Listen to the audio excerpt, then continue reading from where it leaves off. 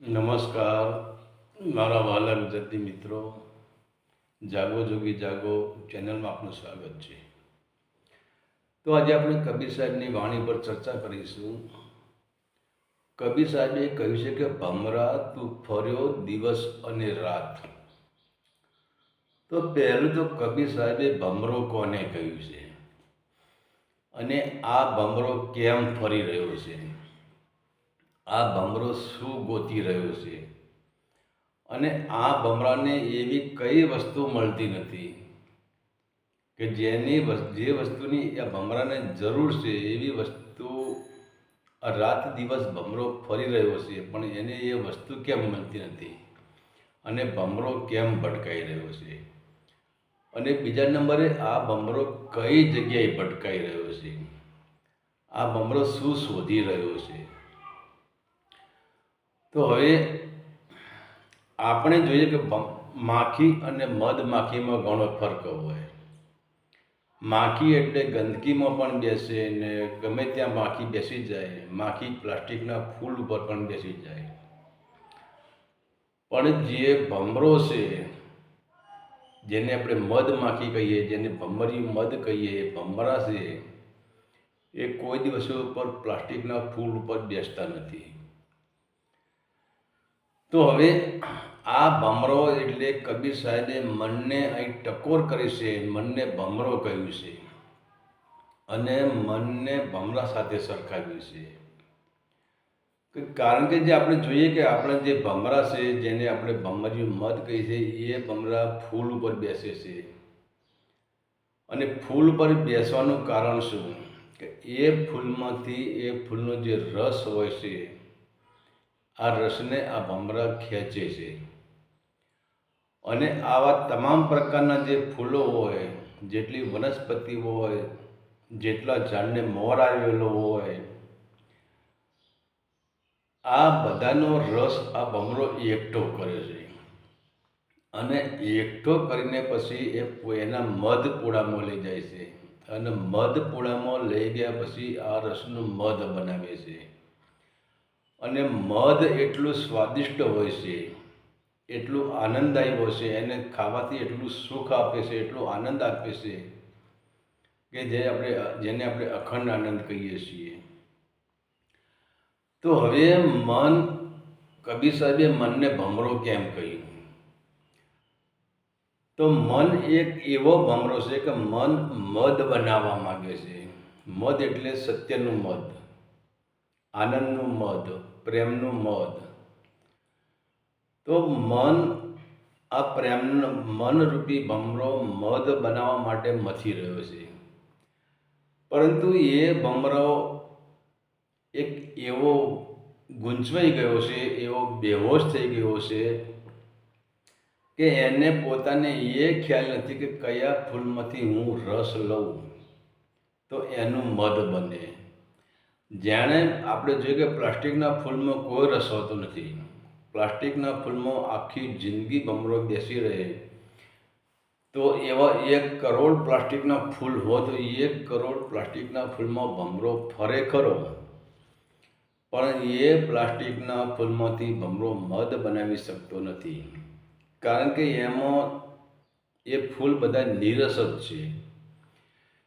એમાં કબીર સાહેબે મનરૂપી ભમરાને ચેતાવ્યો છે કે હે મનરૂપી ભમરા, તું જે સંસારના જે વિષય, વાસના, કામ, ક્રોધ, મદ, મોહ, લોભ, અહંકાર, રાગ, દ્વેષ, દ્વૈતભાવ, આવા અસંખ્ય જે સંસારના ફૂલો છે, અને આ સંસારના ફૂલો એક એવા ફૂલ છે કે આમાં કોઈ રસ જ નથી. જેમ પ્લાસ્ટિકના ફૂલમાં કોઈ રસ નથી, એમ આ સંસારના કોઈ પણ પ્રકારના ફૂલમાં રસ નથી.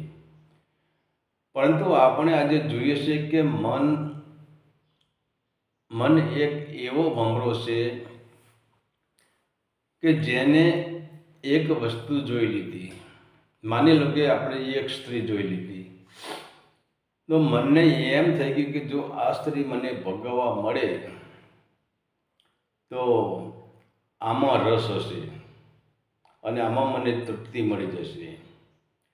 બીજા નંબરે મને એક ગાડી જોઈ લીધી અને એને એવું થયું કે આ ગાડી મને મળે તો આમાં તૃપ્તિ મને મળે.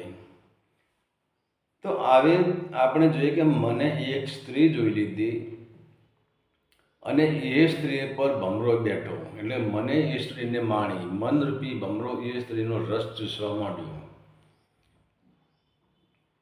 પરંતુ તમે જુઓ, છેવટે એ સ્ત્રી પરથી મનરૂપી ભમરો છે ને, એને કોઈ પ્રકારનો રસ મળતો નથી. અને ભમરો પોતે એટલે કે મન પોતે નીરસ થઈ જાય છે અને એ મનને એમ લાગે છે કે આમાં કોઈ રસ ના મળ્યો, આમાં કોઈ આનંદ ના આવ્યો. ઠીક છે, ક્ષણિક આનંદ આવ્યો, પણ એના પાછળ દુઃખ આવ્યું, એના પાછળ સંતાપ આવ્યો. પણ આમાંથી મને અખંડ રસ છે કે જે રસનું હું મધ બનાવી શકું, સત્યનું મધ બનાવી શકું, એ રસ મને આમાંથી મળ્યો નહીં. ત્યાર પછી હવે આ મનરૂપી ભમરો શું વિચાર કરશે કે ચલો આ સ્ત્રીમાંથી આપણને રસ ના મળ્યો, આ સ્ત્રી છે આ સ્ત્રી ભલે ફૂલ ખીલેલું ફૂલ છે પણ આમાં રસ નથી, તો હવે મારે રસ ક્યાંથી મેળવવો? અને રસ મેળવવા માટે ભમરો પછી એ મનરૂપી ભમરો છે એ બીજી સ્ત્રી પર નજર નાખે છે. પરંતુ એને બીજી સ્ત્રીને પણ એને ભોગવી લીધી, પણ એમાં એને સત્યનો રસ ના મળ્યો, એમાં એને પ્રેમનો રસ ના મળ્યો, એમાં એને કરુણાનો રસ ન મળ્યો. ત્યારે પછી મન પછી એ સ્ત્રીને પણ નફરત કરે છે કે જે ફૂલમાં રસ નથી હોતો એ ફૂલને પછી ભમરો નફરત કરી દેશે અને નવા નવા ફૂલ શોધે છે. એમ આજે આપણે જોઈએ કે આપણું મન, અને એક વસ્તુ છે કે મનને 9 દિવસ માટે અને 9 દિવસ પછી મન જે વસ્તુ પર રસ ધરાવતું હોય, ધારો કે મનને એમ લાગે કે મારી પાસે સંપત્તિ આવી જાય તો મને મહારસ મળી જાય. પણ સંપત્તિ આવ્યા પછી પણ તમે જુઓ, સંપત્તિવાળા માણસોને જુઓ, જેના જોડે અજબોની કરોડોની સંપત્તિ છે, એ લોકોનું તમે જીવન જુઓ, એ લોકોના ચહેરા તમે જુઓ, તો એ લોકોના ચહેરામાં તમે જો તમારામાં એનો ચહેરો વાંચવાની શક્તિ હોય, તમે એનો ચહેરો વાંચી શકશો ને, તો એના ચહેરા ઉપર ચિંતા હશે, એના ચહેરા ઉપર ભય હશે, એના ચહેરા ઉપર નિરસ હશે, એ આનંદમાં નહીં હોય.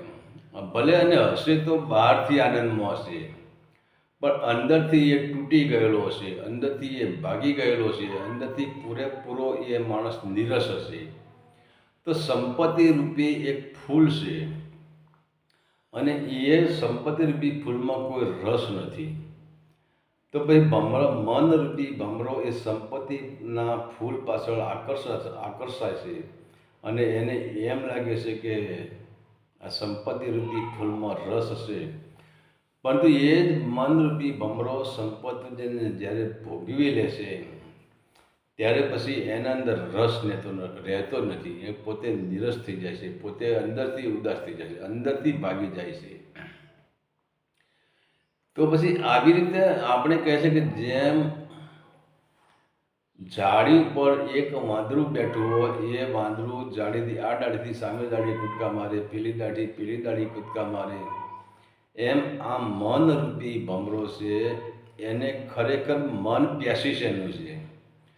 આજે આપણે કહીએ કે મન એ બધાનો દુશ્મન છે, પણ લોકો હજુ મનને સમજી શક્યા જ નથી. મનથી મોટો કોઈ મિત્ર નથી, મનથી મોટો કોઈ આ જગતમાં ગુરુ નથી. પરંતુ અહીંયા આ મનરૂપી ભમરાને તકલીફ ક્યાં થઈ છે કે એ પોતે એને જે રસ લેવાનો છે, એને જે સત્યનું ફૂલ ખીલેલું છે, અને એ ફૂલ એવું છે કે એક વખત ખીલી ગયું પછી એ કરમાઈ જતું નથી, અને એ ફૂલની અંદર એવો રસ ભરી જાય છે કે એક વખત એ ફૂલ ખીલ્યું પછી આજીવન એ ખીલતું જ રહે છે અને આજીવન એમાં રસ વધતો રહે છે. એ સત્યરૂપી ફૂલમાંથી રસ ઓછો થતો જ નથી. પણ કહેવાનો મતલબ એ છે કે આજે આપણે જોઈએ છીએ કે આપણું મન, તમે જુઓ, અનંત પ્રકારના જેમ વાંદરો જેમ એક ડાળીથી બીજી ડાળી પર કૂદે છે, એમાં આપણું મન તમે જુઓ અનંત પ્રકારોના વિચારો કરશે, અનંત પ્રકારોના ફૂલની એ યાદી બનાવશે કે કયા ફૂલમાંથી કયા ફૂલ પાસે જાઉં તો મને રસ મળે, ક્યાં જાઉં તો મને રસ મળે. અને કોઈ ફૂલના ઉપર એ ભમરો બેસી ગયો, ચાહે પછી સંપત્તિનું ફૂલ હોય, ચાહે સત્તાનું ફૂલ હોય, કે ચાહે કોઈ ડિગ્રીનું ફૂલ હોય, કે કોઈ પણ પ્રકારનું ફૂલ હોય, વિષય વાસનાનું ફૂલ હોય, કામનું હોય, ક્રોધનું હોય, મદનું હોય, મોહનું હોય, લોભનું હોય, અહંકારનું હોય, રાગનું હોય, દ્વેષનું હોય, કે દ્વેષભાવનું હોય, કોઈ પણ પ્રકારનું ફૂલ હોય. અને એ ફૂલ ઉપર જ્યારે આ મનરૂપી ભમરો બેસી ગયો, એને મળી ગયું, પછી એને ભોગવી લીધું. અને તમે જુઓ, તમે ઘરે વિચાર કરો કે તમારા મનને તમારે જો જાણવું હોય તો તમારા ઘરે તમે નવી ગાડી લાવ્યા હોય તો તમે જુઓ એના ઉપર તમારી નજર હોય, પણ એ જ ગાડીનો જેમ જેમ સમય થાય એટલે તમારી નજર હટી જાય એના પરથી, તમને એના પરથી નફરત થઈ જાય અને તમે નિરાશ થઈ જાઓ કે આમાં રસ નથી, હવે બીજી ગાડી લાવવી પડશે. અને એથી આપણે આગળ જોઈએ તો તમે જુઓ, અત્યારે આપણે જોઈએ કે જે દીકરીના દીકરાના નવા જે સંબંધ થયેલા હોય અને હજુ લગ્ન થયેલા જ ના હોય, હજુ ભમરાએ એ ફૂલનો રસ લીધો જ ના હોય અને એ સંબંધ થયેલા હોય, ત્યારે તમે જુઓ હવે એવા તો પ્રેમપત્ર લખશે કે એવી તો શાયરીઓ લખશે કે હું તારા માટે ચાંદણી લાવું, તારા માટે તારા તોડી લાવું, તારા માટે હું આમ કરું, તારા માટે હું આમ કરું, તું તો પરી જેવી છે, તું તો અપ્સરા જેવી છે ને, આ વિશ્વમાં તારાથી સુંદર કોઈ નથી ને, તું મારા હૃદયની રાણી છે ને, તું મારો જીવ છે ને, તું મારો આત્મા છે. ઓહો, કેટલું બધું લખી દેશે. અને જ્યારે લગ્ન થઈ ગયા અને લગ્ન થઈ ગયા પછી એ ભમરો એટલે બંને આમાં ભમરા જ હોય છે. સ્ત્રીના અંદર પણ સ્ત્રીનું મન પણ ભમરા જેવું હોય છે અને પુરુષનું મન પણ ભમરું જ હોય છે. તો બંને ભમરા જ્યારે આ વાસનારૂપી જ્યારે ફૂલ ઉપર બેસે છે, કામ વાસનારૂપી ફૂલ ઉપર બેસે છે, સૌંદર્ય એના શરીરના સૌંદર્યરૂપી ફૂલ ઉપર બેસે છે, ત્યારે તમે વિચાર કરો જો ખરેખર એ જ ફૂલમાં રસ હોય તો પછી લગ્ન થયા પછી તમે જુઓ અમુક સમયે એટલા બધા કિસ્સા બનતા હશે કે પતિ પત્ની ઉપર નજર રાખતો હશે, એનાથી વેમ ખાતો હશે, પત્ની પતિ પર વેમ ખાતી હશે, એનાથી નજર રાખતી હશે, છૂટાછેડા થતા હશે, ઘરમાં મારપીટ થતી હશે, ઘરમાં ઝઘડા થતા હશે, બંનેના વચ્ચે તિરાડ પડી જતી હશે, એકબીજાના દુશ્મન બની જતા હશે. છેલ્લે અમુક તો કિસ્સા એવા બને છે કે હાઈકોર્ટ સુધી પહોંચવું પડે છે. હવે જો આ મનના ભમરાને એ સ્ત્રીમાં ત્યારે લગ્ન કર્યા પહેલાં જ્યારે એ સ્ત્રીને ભોગવી નથી, એ ભમરો એ સ્ત્રીરૂપી ફૂલ પર બેઠો નહોતો, એ ભમરો એ પુરુષરૂપી ફૂલ પર બેઠો નહોતો, ત્યાં સુધી એને એવું લાગતું કે આમાંથી મને રસ મળશે, આમાંથી હું તરબોળ થઈ જઈશ અને આમાંથી મને સત્ય મળશે, આમાંથી મને આનંદ મળશે, આમાંથી મને પ્રેમ મળશે.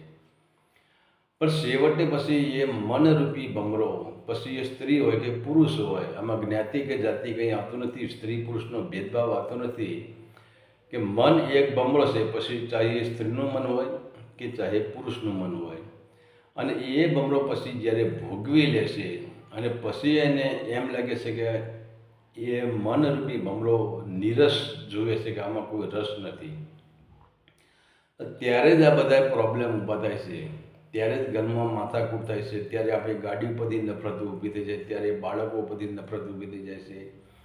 આ નફરત થવાનું મતલબ આપણા સંસારની કોઈ પણ વસ્તુ એના ઉપરથી નફરત થવાનું કારણ શું, એના ઉપર ક્રોધ જાગવાનું કારણ શું, એના પર વાસના જાગવાનું કારણ શું, એના પર બેપણું થવાનું કારણ શું, કે નિરસતા.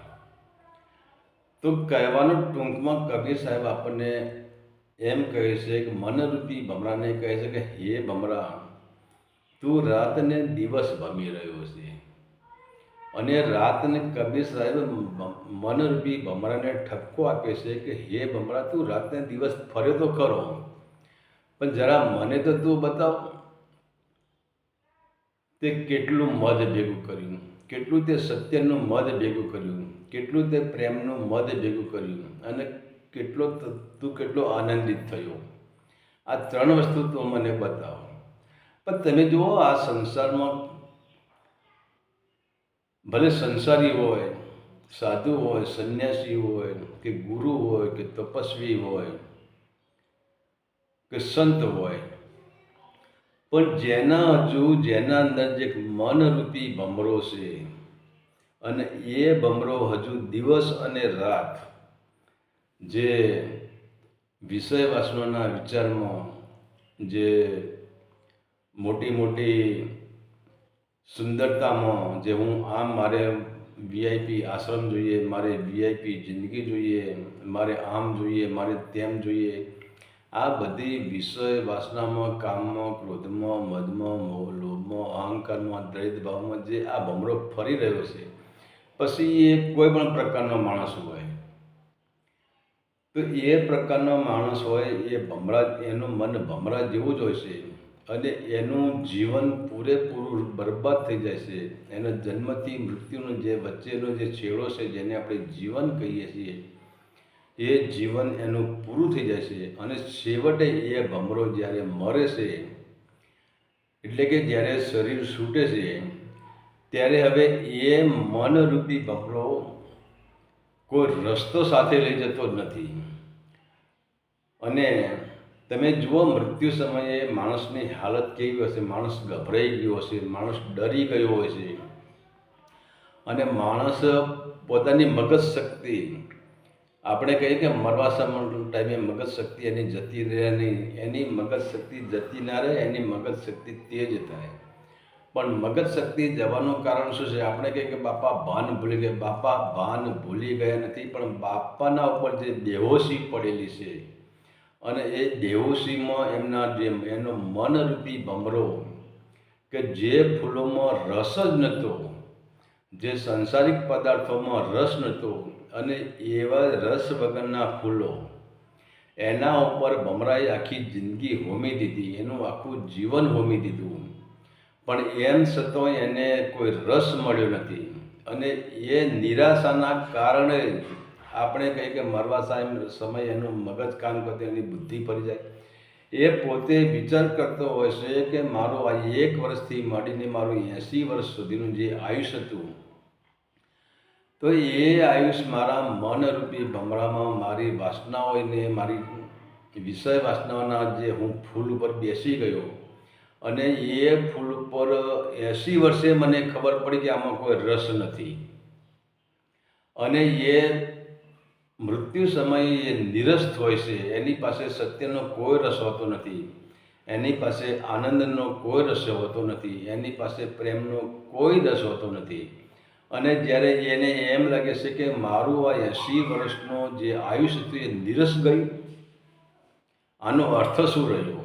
મેં 80 વર્ષ આ ખોટા ફૂલ ઉપર, કે જે ફૂલમાં રસ જ નથી, એવા ફૂલ ઉપર મેં 80 વર્ષ ગુમાવી દીધા.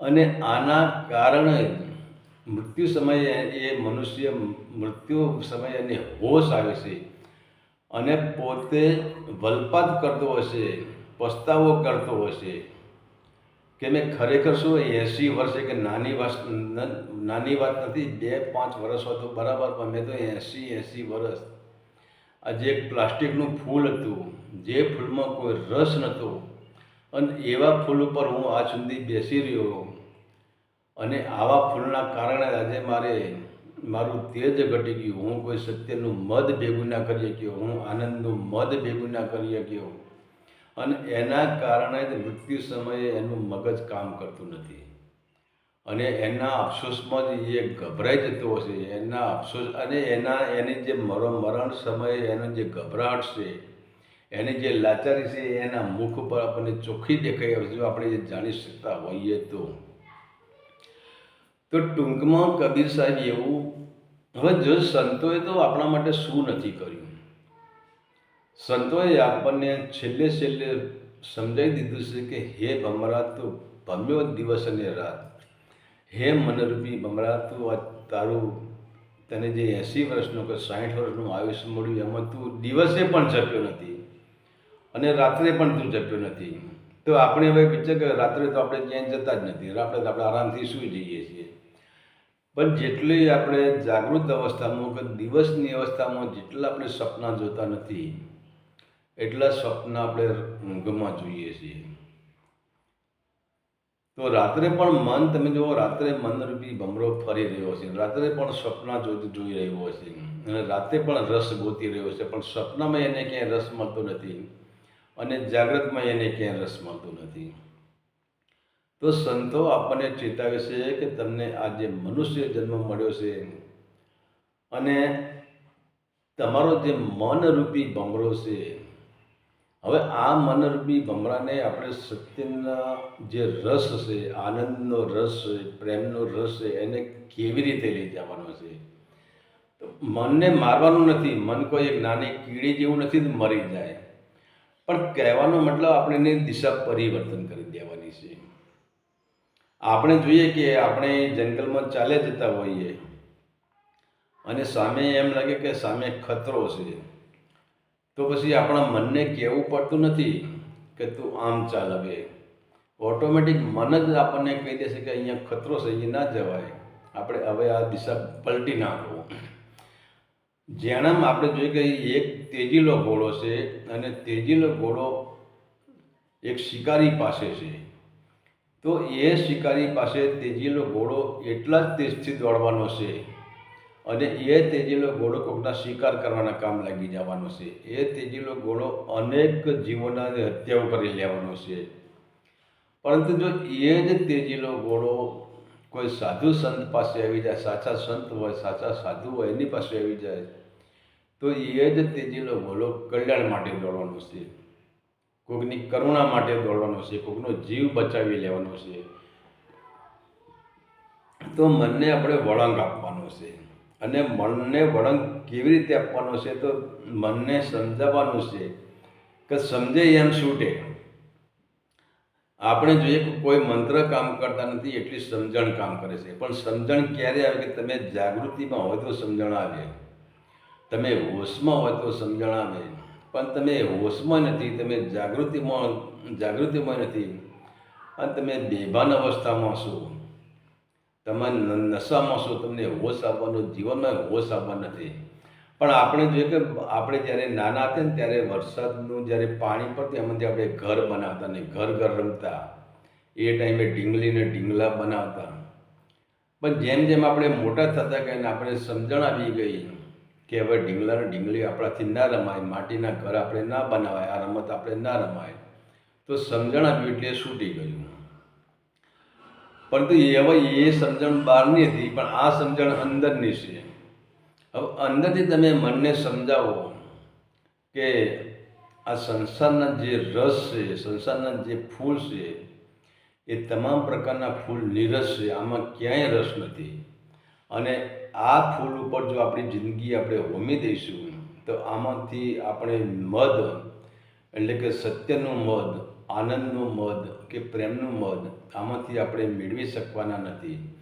અને એ નહીં મેળવી શકીએ તો આપણને મુક્તિનું મધ પણ આપણે ચાખી શકવાના નથી, મુક્તિનો સ્વાદ પણ ચાખી શકતા નથી, અમૃતની વર્ષાનો સ્વાદ એટલે કે એ પણ આપણે ચાખી શકવાના નથી. તો કબીર સાહેબનો કહેવાનો અર્થ છે કે મનને ધીરે ધીરે સમજાવો. જેમ બાળકને સમજાવવાની કોશિશ કરીએ, મન એક બાળક જેવું છે. બાળકને જેમ સમજાવીને આપણે સ્કૂલે મોકલીએ છીએ, એને અભ્યાસ કરીએ છીએ અને એને કહીએ છીએ કે તું ભણ અને મોટો થઈને તું આટલું ભણ, તો મોટો થઈને ડિગ્રી મળશે ને તું ડૉક્ટર બનીશ. એમ બાળકને સમજાવીએ છીએ આપણે. ત્યારે બાળકને એને અવચેતન મનમાં એક ગ્રંથિ થઈ જશે, ખરેખર હું ડૉક્ટર બનીશ. તો પછી બાળકનું મન ક્યાં કેન્દ્રિત થઈ જશે? ડૉક્ટર ઉપર. એમાં આવી રીતે મનને આપણે સમજાવવાનું કે આ એ ભમરા, તું જે જગતના જે ફૂલરૂપી વાસનાઓરૂપી ફૂલ પર તું ફરી રહ્યો છે, એમાં કોઈ રસ નથી. પણ હે ભમરા, તું સત્યનો રસ પકડ અને સત્યનો રસ તું ચાખ અને તું સત્યના માર્ગે ચાલ, સત્યનો રસ ચાખ. તો એક દિવસ એવો આવશે કે તું આ પાંચ તત્વના બંધનમાંથી મુક્ત થઈ જઈશ અને તું આત્માને જાણી શકીશ, તને આત્માની ડિગ્રી મળી જશે. અને આત્માની ડિગ્રી મળ્યા પછી તને પરમાત્માની ડિગ્રી મળી જશે. આવું જો મનરૂપી ભમરાને આપણે સમજાવીએ તો મનરૂપી ભમરો ઓટોમેટિક લાઈન ચેન્જ કરી દેશે. તો આ હતું કબીર સાહેબની વાણી. અને કબીર સાહેબે એટલા માટે જ મનને કહ્યું છે, મનને સમજાવવાની જે ટકોર કરી છે કે તમે મનરૂપી ભમરાને સમજાવો. હરિ ઓમ તત્સત. આદેશના પ્રણામ.